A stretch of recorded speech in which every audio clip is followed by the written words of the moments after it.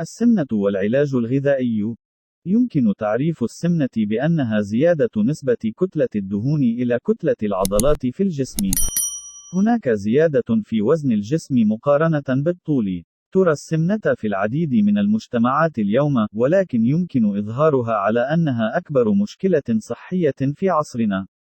هذه الزيادة غير المتكافئة في الدهون في الجسم تصاحب بعض الأمراض. هذه المشاكل ليست جسدية فقط، ولكنها تؤثر أيضا على الحياة الاجتماعية. عادات الأكل غير المنتظمة وغير الصحية، وخاصة في مرحلة المراهقة، تؤدي إلى زيادة الوزن. يمكن أن تتطور زيادة الوزن إلى السمنة. يمكن لعادات الأكل الصحية بشكل خاص المكتسبة في هذا العمر أن تقضي تماما على مشكلة السمنة. يتم تحديد السمنة من خلال طريقة تسمى مؤشر كتلة الجسم. يحسب مؤشر كتلة الجسم على أنه الوزن، الطول، ويتم تحديد درجة السمنة وفقا للنتيجة. إذا كان مؤشر كتلة الجسم أعلى من 30، يطلق على هؤلاء الأشخاص السمنة، ومع زيادة هذا المؤشر، تبدأ الحالة في تسمية السمنة. يتم تقييم الأشخاص الذين تقل أعمارهم عن 30 عامًا في فئات مختلفة كالمعتاد أو الضعيف. الأشخاص الذين لديهم مؤشر بين 20 إلى 24.9 يعتبرون طبيعيين. العمر مهم أيضًا في حساب مؤشر كتلة الجسم. مع تقدم العمر، يزداد معدل المؤشر أيضًا. تصنيف. يمكن تصنيف السمنة على النحو التالي. تشريحيًا، تصنيف يعتمد على المظهر، وهو من 3 أنواع: نحيف ومتوسط وسميك. حسب الجنس أو توزيع الدهون: أندرويد، آبل ونوع بنوية بير. المسببات: ناتجة عن الإفراط في التغذية أو خلقي. الفسيولوجية: حجم الخلية الدهنية كبير أو عدد الخلايا الدهنية مرتفع.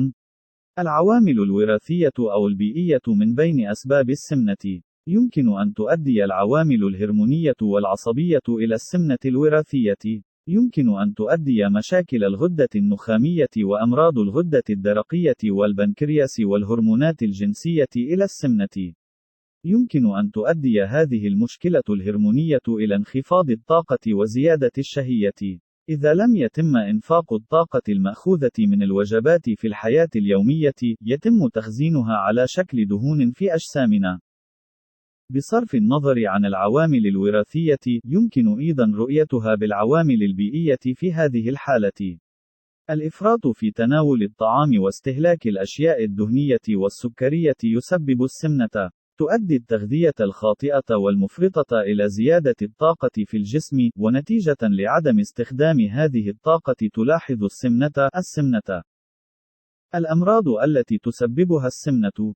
أمراض القلب والأوعية الدموية. يمكن أن تظهر السمنة كأهم سبب لأمراض القلب والأوعية الدموية، وخاصة لدى الأشخاص فوق سن معينة. من المرجح أن يعاني الأشخاص الذين يعانون من السمنة من مشاكل مثل انسداد الأوعية الدموية. بالإضافة إلى ذلك، تنخفض كمية الأكسجين المنقولة في الدم لدى الأشخاص الذين يعانون من السمنة المفرطة، مما يسبب مشاكل في القلب والأوعية الدموية. ارتفاع ضغط الدم. الأفراد الذين يعانون من السمنة أكثر عرضة للإصابة بارتفاع ضغط الدم من الأفراد العاديين. حصوات المرارة. لوحظ أن زيادة الوزن وفقدانه بشكل متكرر يسببان حصوات في المرارة. النقرس. سرطان. داء السكري. أمراض الكبد. في العمود الفقري. تظهر هذه الأمراض نتيجة السمنة، أو لوحظ أن الأشخاص الذين يعانون من السمنة أكثر شيوعًا مرتين من الأشخاص العاديين. بالإضافة إلى أن السمنة نتيجة زيادة مفرطة في السمنة يسمى المرض. تصبح حياة الأشخاص الذين يعانون من السمنة صعبة للغاية، ويبدأون في العيش بالاعتماد على الآخرين. تؤدي زيادة الكتلة في الجسم أيضًا إلى زيادة الحمل على القدمين، ونتيجة لذلك يبدأ في التسبب في مشاكل في المشي. كثير من المصابين بالسمنة لا يستطيعون المشي بسبب الألم الذي يشعرون به في أقدامهم أثناء المشي، ويصبحون طريح الفراش. بالإضافة إلى ذلك، مع زيادة الكتلة في الجسم، لوحظ أيضا ترهل للجلد. تستحوذ السمنة على حياة الشخص تماما بمرور الوقت. لا يسبب الألم الجسدي فحسب، بل يسبب أيضا مشاكل نفسية مثل الاكتئاب مع اختفاء الحياة الاجتماعية. طرق إنقاص الوزن. يشار إلى فقدان الوزن المثالي بمرور الوقت وبشكل تدريجي. السمنة مشكلة صحية ويجب علاجها، لكن يجب أن يتم العلاج بطريقة صحيحة وصحية. أظهرت الأبحاث أن فقدان الوزن السريع ليس صحيا. إن فقدان الكثير من الوزن دفعة واحدة لا يسبب نقصا في الأنسجة الدهنية، بل يؤدي إلى انخفاض في الأنسجة العضلية. الهدف من فقدان الوزن هو تقليل الأنسجة الدهنية.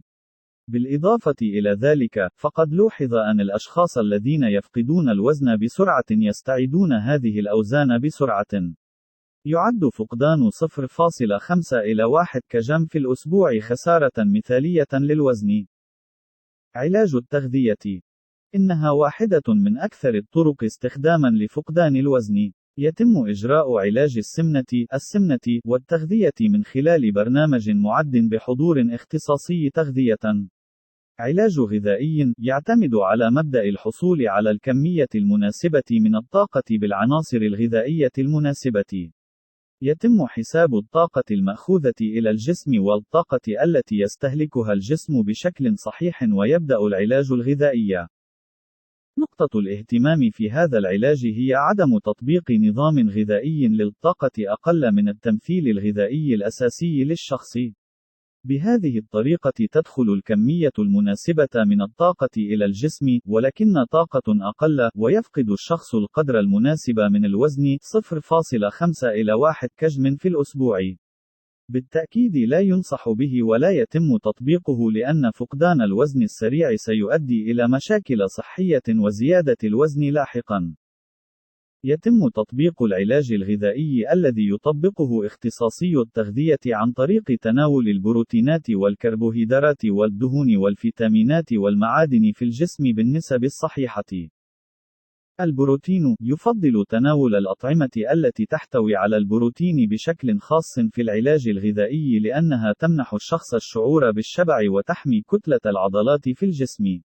ومع ذلك، تحتوي الأطعمة البروتينية أيضا على دهون. لذلك، يتم تحديد حد معين للبروتين، وليس من المرغوب فيه تجاوز هذا الحد.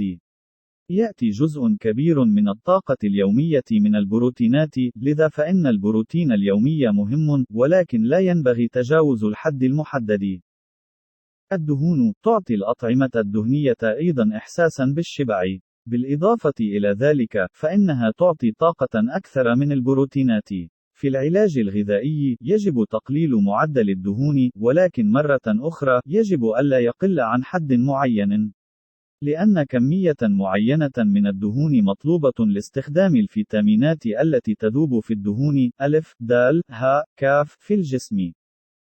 الكربوهيدرات. يتم توفير أكثر من نصف الطاقة اليومية من الكربوهيدرات.